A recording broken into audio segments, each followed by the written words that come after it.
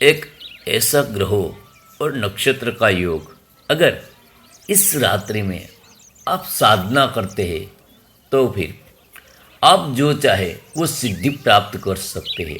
उतना ही नहीं, अगर आपके जीवन में बारी बारी बाधा आ रही है, बारी बारी संकट का सामना कर रहा है, आर्थिक तंगी है, उन सब को आप हल निकाल सकते हैं।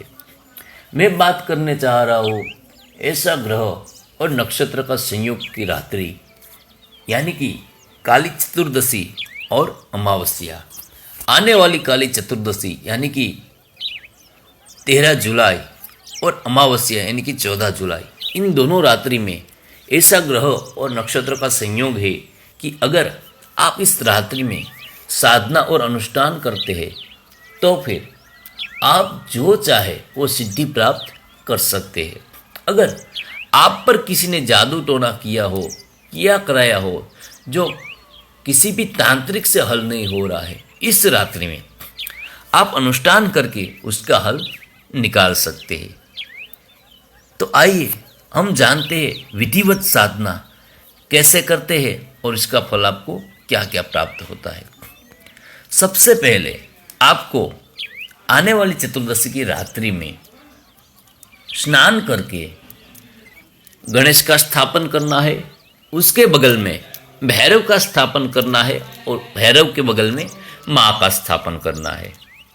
स्थापन के बाद आपको हाथ में जल लेकर संकल्प लेना है। संकल्प में आपको बताना है आप किस वजह से कार्य कर रहे हैं और कितने जप का अनुष्ठान कर रहे हैं और कौन सा मंत्र जप कर रहे हैं। उसके बाद हवन कुंड आपको प्रज्वलित करना है। हवन कुंड में प्रत्येक मंत्र पे आपको आहुति देनी है। कम से कम आपको 108 आहुति देनी है। साधना सामग्री में आपको जो चाहिए वह है माँ का यंत्र, अगर यंत्र नहीं है तो छवि नहीं है तो मूर्ति। आपको पहनने के लिए जो वस्त्र चाहिए वो है लाल वस्त्र। साधना में जो माला चाहिए वो है कमलगट्टे की माला। कमलगट्टे की माला नहीं है तो रक्त चंदन की माला, अगर चंदन की माला नहीं है तो स्फटिक की माला। ये तीन में से कोई एक माला आपको उपयोग करनी है माँ के जप के लिए, और भैरव और गणेश के जप के लिए आपको जो उपयोग करनी है वो माला है काले हकीक की या फिर रुद्राक्ष की माला।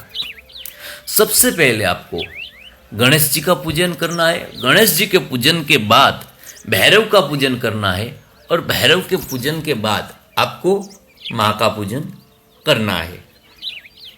साधना में आप बगलामुखी अष्टोत्तर सतनाम का 108 बार जाप कर सकते हैं। अगर बगलामुखी अष्टोत्तर सतनाम का 108 बार जाप नहीं करना है तो दुर्गा अष्टोत्तर सतनाम का 108 बार जाप कर सकते हैं। यह 108 बार किया हुआ विधिवत जाप आपको इतनी शक्ति दे सकता है कि कई सालों तक जो आप अनुष्ठान करते हो उसका फल सिर्फ एक रात्रि में आप प्राप्त कर सकते हो। और यह एक ऐसा रक्षा कवच बन जाएगा कि जिसकी वजह से कोई भी कितना भी बड़ा तांत्रिक क्यों ना हो, कितनी भी बड़ी शक्ति क्यों ना हो, आपके ऊपर उसका प्रभाव नहीं रहेगा। यह अनुष्ठान से आपकी हर तरह की मुसीबत, हर तरह की बला, हर तरह का किया कराया हुआ हो वो वापस हो सकता है। आप यह रात्रि में प्रत्यांगिरी की साधना भी कर सकते हैं। प्रत्यांगिरी देवी को उग्र देवी का स्वरूप माना जाता है और कहा जाता है कि मेघनाथ हमेशा उस देवी की उपासना करता था और जितने भी युद्ध उसने जीते हैं वो केवल प्रत्यांगिरी देवी का प्रतीक माना जाता है। अगर आपके ऊपर किसी ने कीड़ा कराया है, जादू टोना टोटका, आप बारी बारी उसको वापस मोड़ रहे हैं पर वो वापस नहीं हो रहा है, तांत्रिक थक चुके हैं, आप भी थक चुके हो, तो आपको यह उपाय करना चाहिए। सिर्फ 108 बार अष्टोत्तर सतनाम के पाठ से, चाहे वो दुर्गा का हो, चाहे फिर काली का हो या फिर बगलामुखी का हो, अष्टोत्तर सतनाम के 108 पाठ से आपकी सारी बाधाएं नष्ट हो सकती। उतना ही नहीं पर आपके जीवन में जीने की नई उम्मीद की किरणें प्राप्त हो सकती है। एक बात याद रहे कि आपका जो आसन है वो लाल कलर ना होना चाहिए, आपका जो वस्त्र है वो भी लाल रंग का होना चाहिए। वस्त्र में आपको एक वस्त्र पहनना है, यानी कि पीताम्बर पहनना है, पैजामा नहीं पहनना है। और आहुति में आप काले उड़द, काले तिल, दशांग धूप, हल्दी यह सब दे सकते हैं। इसके अलावा पत्ती धूप भी आप आहुति में दे सकते हैं। अगर आप उग्र साधना करना चाहते हैं तो फिर बगलामुखी के अष्टोत्तर सतनाम पे आप लाल मिर्च का भी हवन कर सकते हैं। और जो मौ माता है मध का, उसका भी आप आहुति दे सकते हैं। इससे आपको प्रबल शक्ति मिलती है और इसका प्रभाव आपको साधना के 9 दिन में देखने को मिल सकता है।